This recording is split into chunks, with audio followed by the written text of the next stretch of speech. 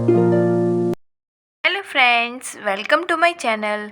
आज हम पढ़ेंगे डी फार्म सेकेंड ईयर में फार्माकोथेरापेटिक्स में साइकेट्रिक डिसऑर्डर में से सेकंड जो है एंजाइटी के बारे में। एंजाइटी आप नॉर्मली जानते होंगे, जैसे एंजाइटी का मतलब जैसे अगर हम नॉर्मल भाषा में देखें तो घबराहट होती है।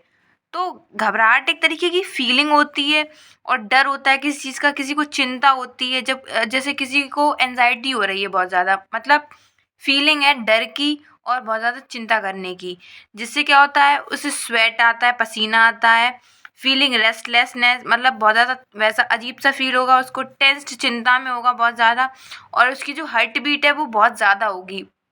तो आप इसको सिंपल भाषा में कह सकते हैं, एंजाइटी एक फीलिंग होती है डर की, चिंताजनक, जिसमें हम किसी भी इंडिविजुअल को पसीना आता है और रेस्टलेस फीलिंग होती है, टेंस्ड रहता है, और जो हार्ट बीट होती है वो बहुत ज़्यादा रैपिड हो जाती है, बढ़ जाती है। ये होती है एंजाइटी। अब इसके टाइप्स होती हैं। फर्स्ट है panic disorder. This type sudden panic attack and the patient may lie in the fear of the next panic attack। इसमें क्या होता है, अचानक से किसी को पैनिक अटैक आ जाता है, एकदम अचानक से आना, और उसको डर रहता है कि अचानक से कहीं दोबारा ना आ जाए। ये उसके मतलब मन में रहता है। दूसरा है फोबिया, जैसे किसी चीज़ से आपको डर लगता है। This type involve excessive fear of a specific situation और एक्टिविटी। किसी एक सिचुएशन से मतलब उसको बहुत ज़्यादा डर लगना है, जैसे कि फोबिया, किसी को पानी से बहुत ज़्यादा डर लगता है, किसी को हाइट से लगता है, ये सारी चीज़ें। फिर है सोशल एंजाइटी डिसऑर्डर।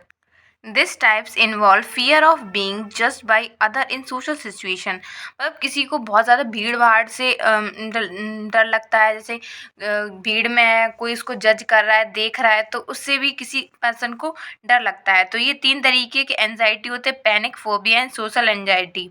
अब हम देखते हैं इटियोपैथोजेनेसिस कि क्या कारण होते हैं एंजाइटी होने के।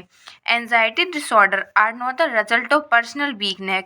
जो पर्सनल वीकनेस है उसकी वजह से एंजाइटी नहीं होती है, बल्कि ये क्या होती है कि आपके कैरेक्टर में डिफेक्ट होता है और आपके बैकग्राउंड प्रॉब्लम होती है।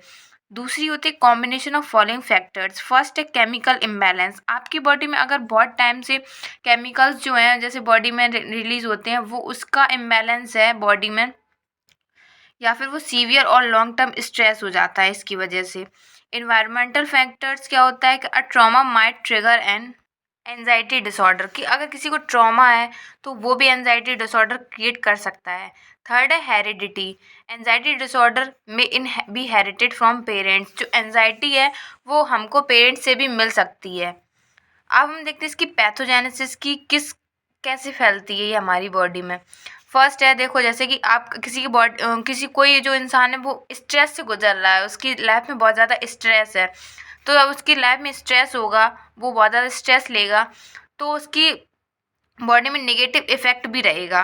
जब नेगेटिव इफेक्ट रहेगा तो वो क्या करता है कि conservative biases and hyper vigilance होगा। तो इसका मतलब है कि जो अगर वो कोई भी सोच रहा है, किसी स्ट्रेस क्यों लेता है, क्योंकि वो कुछ बहुत ज़्यादा सोच में है। अगर कोई सोचेगा तो वो नेगेटिव की तरफ ही ज़्यादातर, अगर देखते हैं कि अगर हम सोचते हैं तो कुछ गलत ही दिमाग में आता है अगर कुछ सोचते हैं। तो जो सोचते हैं कंजर्वेटिव बाइसेस का मतलब होता है सोचने में दिक्कत होना, कंजर्वेटिव बाइसेस होगा, और हाइपर विजिलेंस मतलब कोई भी चीज़ अगर हो रही है लाइफ में उसके लिए बहुत ज़्यादा ओवर रिएक्ट करना, मतलब इतनी नहीं भी है बड़ी प्रॉब्लम फिर भी उसके लिए ओवर रिएक्ट करना, तो उसको हम कहते हैं हाइपर विजिलेंस। फिर उसके बाद क्या होता है कॉपिंग स्ट्रेटजीज। मतलब जब कोई भी फैमिली के साथ रहने में मतलब प्रॉब्लम होगी, अगर वो कोई अच्छे के लिए कोई बात बता रहे होंगे तो वो भी बुरी लगेगी, मतलब ऐसे होता है कि हेटिंग हो जाता है। कोई भी अगर अच्छा भी बोल रहा है ना आपके लिए तो वो भी आपको गलत ही लगेगा, तो उसको हम कहते हैं कोपिंग स्ट्रेटजीज। पहले स्ट्रेस होगा, फिर नेगेटिव इफेक्ट आएंगे हमारी बॉडी में, सोच नहीं पाएंगे, हम ओवर रिएक्ट करेंगे, जिसकी वजह से कॉपिंग स्ट्रेटजीज होगी। किसी की अच्छी बातें भी आपको बुरी लगेंगी, जिसकी वजह से क्या होगा कि अवॉइडेंस हो जाएगा और वरी, 2 चीज़ें होंगी। या तो उस चीज़ को आप बिल्कुल अवॉइड करोगे, या फिर उस चीज़ को बहुत ज़्यादा सीरियस होके आप उसके बाद में चिंता करोगे। फिर क्या सेल्फ फोकस अटेंशन, जिसकी वजह जब अगर जैसे आप कंजक्टिवाइटिस होगा, जिसकी वजह से क्या होता है कि सेल्फ फोकस अटेंशन रहेगा, मतलब खुद में ही आप खोए रहोगे, और इसकी वजह से भी आपको नेगेटिव इफेक्ट आ सकते हैं। तो ये इसकी पैथोजेनेसिस है, इस बहुत ही ईजी वे में सिंपल लैंग्वेज में लिखी हुई है। और ऐसे अगर आप फ्लो चार्ट में बनाएंगे तो मतलब जैसे कि बताना है किसी को तो वो ईजिली समझेगा, और अगर थ्योरी लिखोगे तो उसमें दिक्कत होती है। अब हम पढ़ते हैं कि क्लिनिकल मैनिफेस्टेशन क्या सिम्टम्स होते हैं एंजाइटी के। कोल्ड और स्वेटी हैंड्स, जो हाथ हैं वो ठंडे रहेंगे और पसीना आएगा।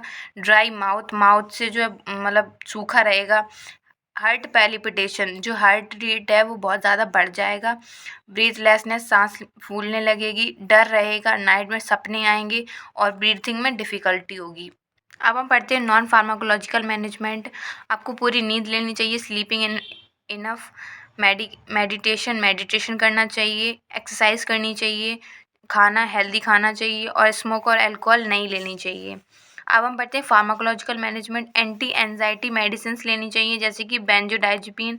एंटी डिप्रेसेंट देनी चाहिए जैसे कि फेनेल्जिन, ट्रेनोसिप्रोमीन। बीटा ब्लॉकर्स देने चाहिए जो हार्ट रेट को कम करे जैसे एटेनोलॉल, ये सारी चीज़ें। तो आई होप आपको वीडियो अच्छी लगी होगी। वीडियो अच्छी लगी तो प्लीज़ वीडियो को लाइक करें, कमेंट करें and subscribe to my channel. Thank you for watching this video. Take care, bye.